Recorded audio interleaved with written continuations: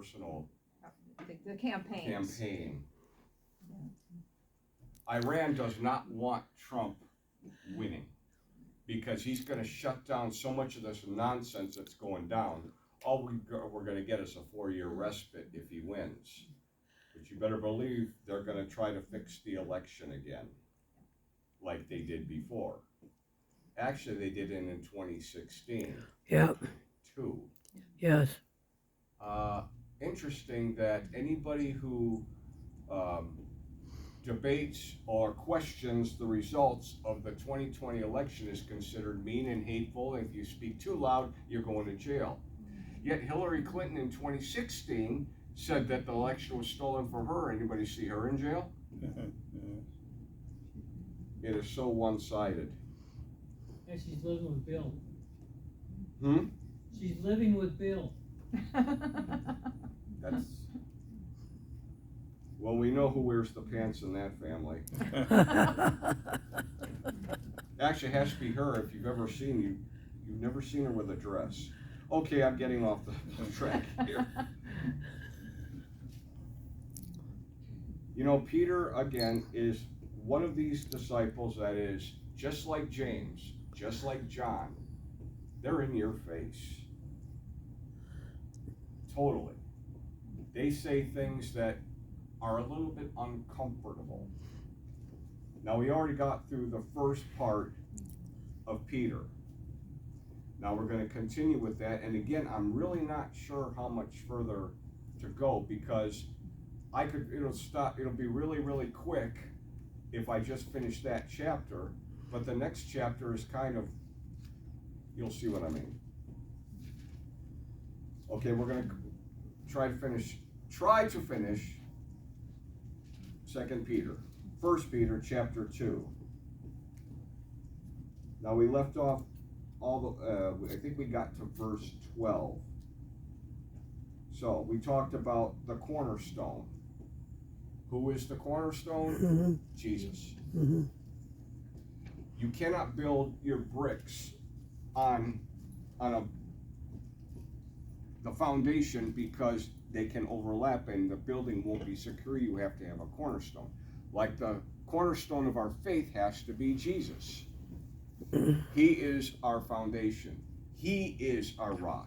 Amen. It is not, and this is what I was taught, it's not saints. Now, some of you would be considered saints, but in some churches, the only way you can become a saint Is to is be if you dead. die. Yeah. Well, there's no fun in that. How in the world are you going to enjoy it if you're dead? So, and there are some that pray to, I might get in trouble for this. They pray to Mary. Mm-hmm. Mm-hmm. Oh yeah. They pray to Mary. Oh yeah. Pretty common. And what was Mary's last recorded words in John chapter 2, verse 5 at the Feast of Cana when they were preparing the wine? They said, the servants, did they come up to Jesus?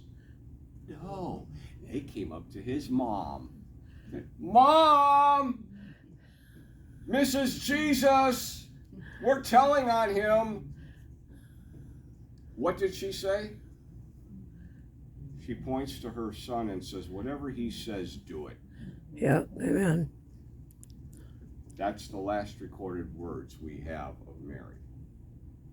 We don't pray. Now, some individual was quoting Jeremiah chapter 44, and when it talks about the Queen of Heaven, which is a Babylonian goddess. Some actually were teaching that was about Mary. No. No, it wasn't. But so many people fell for it. Now, I may not like praying to saints or Mary. However, the Catholic Church was absolutely ridiculed. This was back in the 1970s and 80s.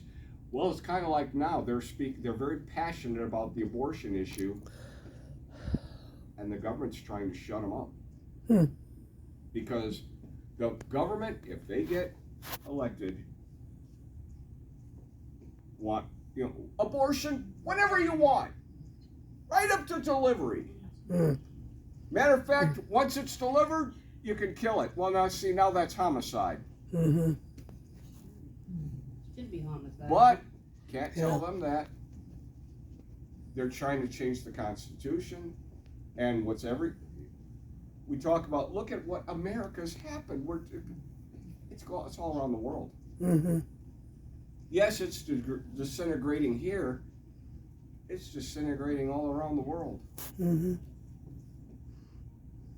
For a one world government. Mm-hmm. And when Hezbollah and Hamas are attacking Israel, they now realize, well, this stuff going by air isn't going to work because of the Iron Dome. So we'll just build more troops on ground. And more and more troops are getting ready to go against Israel. Doesn't that sound like Bible prophecy? Mm-hmm. Yeah, I thought so. We are coming to the end. So we need to be ready. We can't hide from it. We can't just hope it goes away. Like the line in a movie, a certain planet is getting ready for destruction because an aircraft is coming toward them. Say, what should we do? And the captain says, what would you do? Well, we could try ignoring it. I see. Just look the other way, pretend it didn't happen, hope it all turns out okay in the morning, right? He goes, I'm sorry, sir, it was just a thought. Well, I've considered doing that. We can't ignore it. We can hide behind our computers, we can hide behind Facebook, we can hide behind iPads, iPods, whatever else. I do not have an email address.